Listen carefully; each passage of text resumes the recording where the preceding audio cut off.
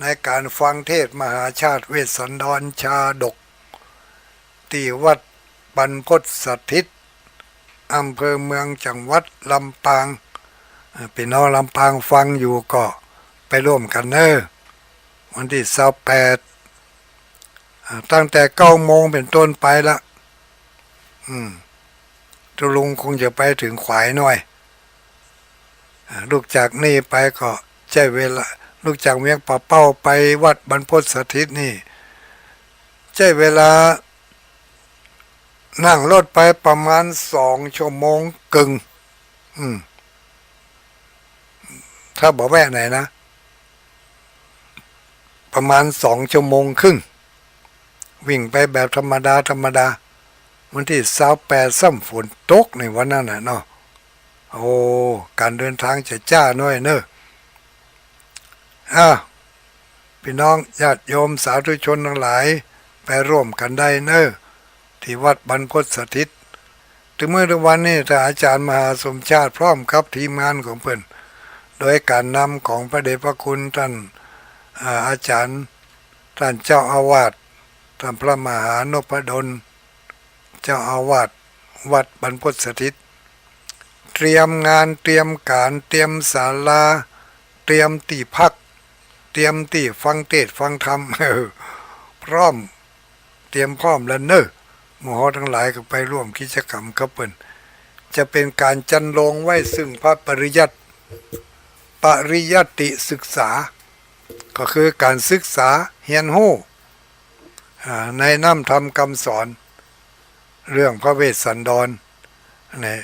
จะได้บาอันตรธานไปเตื้อแล้วก็พร้อมกันนั้นก็จะได้ร่วมปฏิบัติธรรมโดยการไหว้พระสวดมนต์เจริญเมตตาภาวนาอันนี้ก็ภาคปฏิบัติยังจะได้บาอันตรธานเตื้อเมื่อปฏิบัติปริยัติคือการฟังการอ่านปฏิบัติก็คือการน้อมตนน้อมใจเฮือตานน้อมตนน้อมใจด้วยการรักษาศีลน้อมตนน้อมใจด้วยการไหว้พระสวดมนต์นี่เรียกว่าปฏิบัติก็จะเกิดมรรคเกิดผล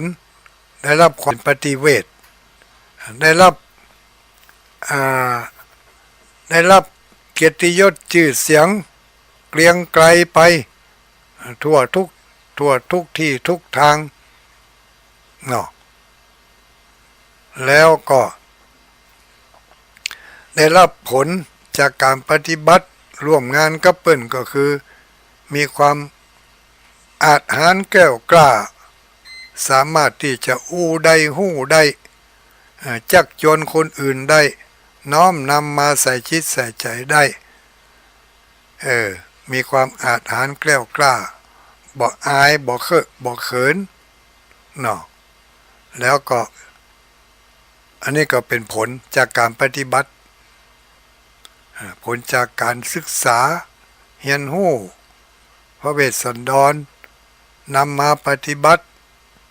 เกิดมรรคเกิดผลก็ข้อต่อไปก็จะเป็นที่ฮักที่นิยมชมชอบเป็นที่กล่าวถึงคนมิตรสหายพรรคพวกที่ร่วมงานร่วมการด้วยกันมีความฮักความเอ็นดูกึดตึงหากันเยื่อใยกันเนี่ยเป็นปฏิเวทนะเป็นที่รักของคนและเทวดาทั้งหลายเมื่อได้อาบน้ำฟังธรรมปฏิบัติทำศีลทำธรรมบ่อยๆก็จะเป็นคนที่บ่มีความโล่งหลงเวลาใกล้จะตายจะดับจิตชีวิตจะหมดม้อยก็มีความอุ่นอกอุ่นใจย่อมจะมีที่ปึ้งอันสุขเกษมมั่นใจได้เลยว่าถึงเขาจะตายลับตาล่าโลกไปเขาจะต้องไปสู่สุคติแน่นอนอันนี้นี่ก็เป็นผลได้จากการปฏิบัติได้จากการฟังเทศน์ฟังธรรมมหาชาติเวสสันดรชาดก จ๋าที่สุดตายไปแล้วก็จะต้องไปสู่สุคติบ่มีบ่มีโอกาสที่จะปิกเข้าไปในนรกในอบายภูมิทั้งสี่ได้ปิดได้เลยนี่อันตรธานปริยัติคือการศึกษาปฏิบัติคือน้อมนำมาใส่ใจแล้วฝึกหัดไปปฏิเวทผลได้จากการใส่ใจการฝึกหัดการปฏิบัติคัดเกลาสัญลักษณ์เครื่องหมายของความเป็นคนดีก็ยังมีอยู่นั่นก็คือกตัญญูกตเวทีสัญลักษณ์เครื่องหมายแล้วก็การแต่งเนื้อแต่งตัวแต่งกายของเขาตามสภาพที่เขาจะไปร่วมงานก็เปิ้นเฮือแต่งขาวชุดขาวเขาก็แต่งขาวไปเฮือแต่งดำเขาก็แต่งดำไปเฮือแต่งแบบเรียบง่ายเขาก็แต่งแบบเรียบง่ายไปรักษาสัญลักษณ์เอกลักษณ์ของเขาเอาไว้พระบรมธาตุมีทุกที่ทุกแห่งเขาไปไหว้ไปสาก่อนที่พระบรมธาตุพระบรมสารีริกธาตุจะอันตรธานไปจากโลกนี้เขามีโอกาสดียังจะได้ไปไหว้ไปสาอยู่เนาะวันที่28ปะกัน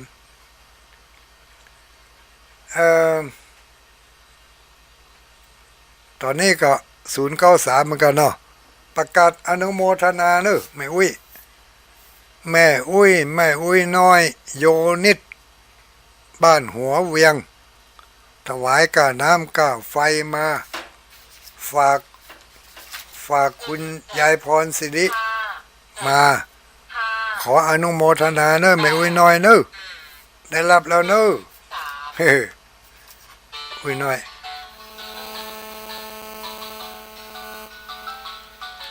เจริญพรว่าไงฮะเปิดสายได้แล้วเอ้าเปิดสายได้เลยว่ามาเลยมีอะไรบ้างชัดเจนดีนะชัดเจนฐานเนาะอันตรธานกี่อย่างโอ้กระจำมาเห็นไอ้โอ้ได้เถอะได้สักอย่างหนึ่ง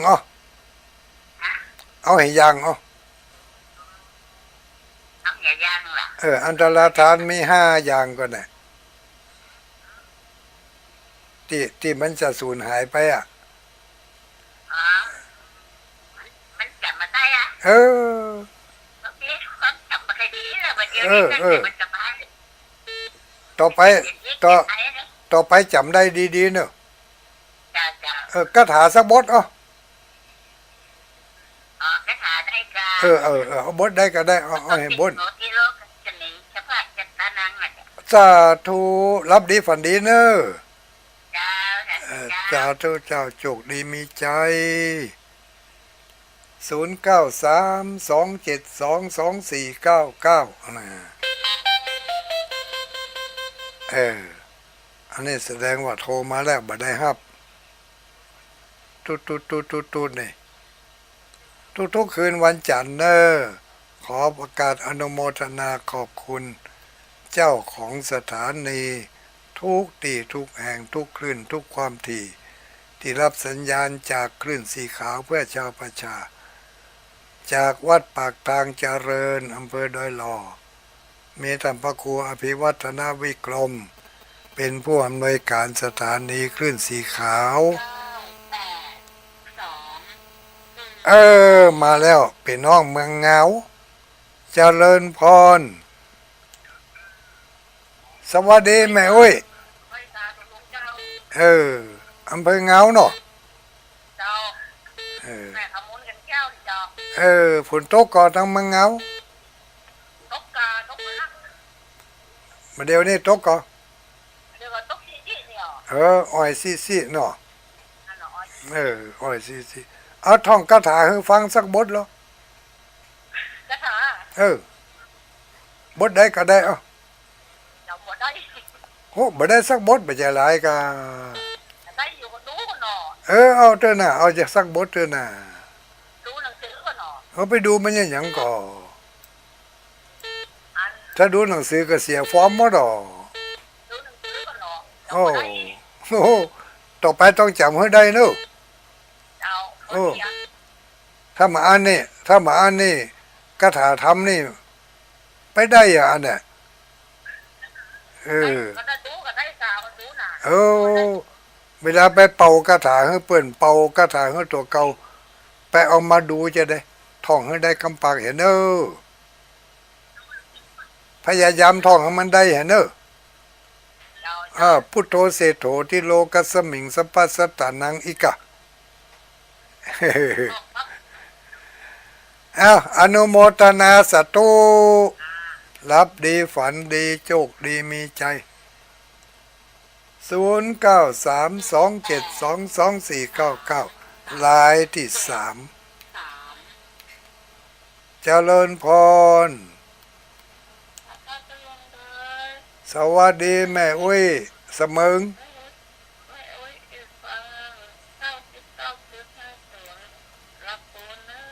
โอ้ฟังลำปูนพุ่นกะมาไก่เนาะไม่เป็นไรวันหน้ามันถาถ้ามันเรียบร้อยดีก็ปิกมาเหมือนเดิมท่องท่องคาถาให้ฟังก่อนสักบทสาธุเก่งจังเลย80 ป่ายแล้วนะยังเก่งเนาะอนุโมทนาเนอสาธุสาธุ9:53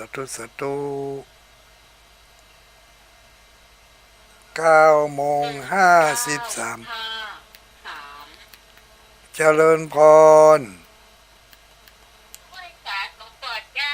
คือลูกไหนมาท่องคาถาให้ฟังจิมเมสลาดนี่ได้หลายบทนี่เอาสักบทเนาะ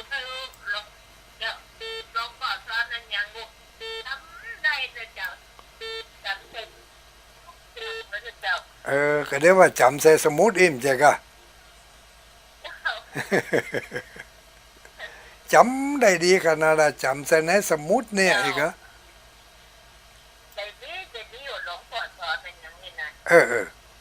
ลองท่องคาถาสักบทเอ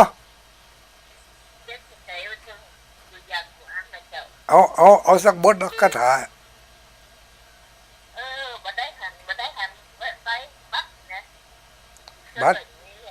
บัดมันยังแต่ว่าเอาท่องคาถาให้ฟังมาสามหาบัดอยู่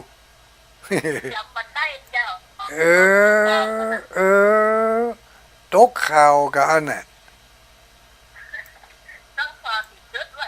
โอ้โถ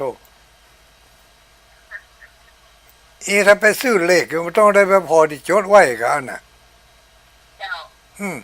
ถ้าฝันดีๆแล้วก็ไปได้จำอันเนาะตบได้ไปอยู่กะ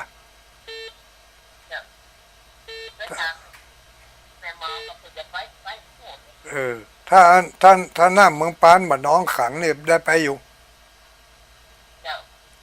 อนุโมทนาสาธุโชคดีมีใจเจริญพร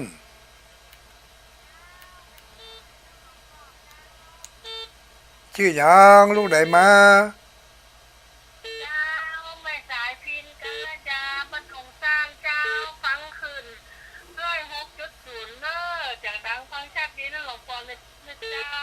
ชัดเจนฟังชัดดีบ้านขออันไม่เสเอาสักบทแล้วบทเดียวนะโมพุทธายาติทัง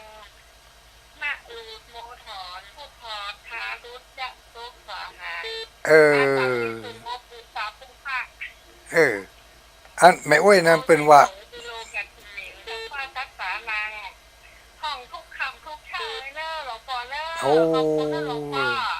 ด ดีเลยแม่อ้วยนั่นเปิดเอาไปใช้ได้จัดดีว่ะ เจ้าดีเจ้าดี เออ ดีขนาดนัก ดีขนาดนักอ่ะ เจ้าขอบคุณเนอะ อนุโมทนาบุญมิมตายเขาควายลังว่องพระกันเนอะวันที่28 เจ้า สาธุ เอาหลวงพ่อเนาะ แม่นแล้วบอกเขาตุลุงให้เด้อ สักวันตอนบุญมีแต่ผลถึงจักสามบุญขิมบุญนั้นผลถึงจักสามเฮเนาะ แม่นแล้วถูกต้องเลย บอกเขาตุลุงไปตัวเห็นเด้อ เจ้าไม่จอดผมจะเนี้ย บอกเขาไปบอกว่าตุลุงดอยบอกให้ชวนไปให้ได้อีกอ่ะ เจ้า ให้ไปป้ากับตุปอเซลเปิ้นจะมาอยู่เนอะ เจ้า อนุโมทนาสาธุ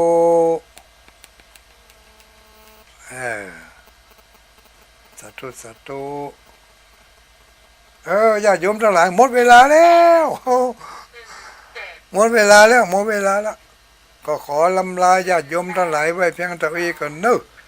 เดี๋ยวสถานีเพิ่นจะปิดแล้ว ขอกุศลผลบุญปกปักรักษาทุกผู้ทุกคนจัตตารโอธรรมาวัฏันติอายุวันโนสุขังปะลัง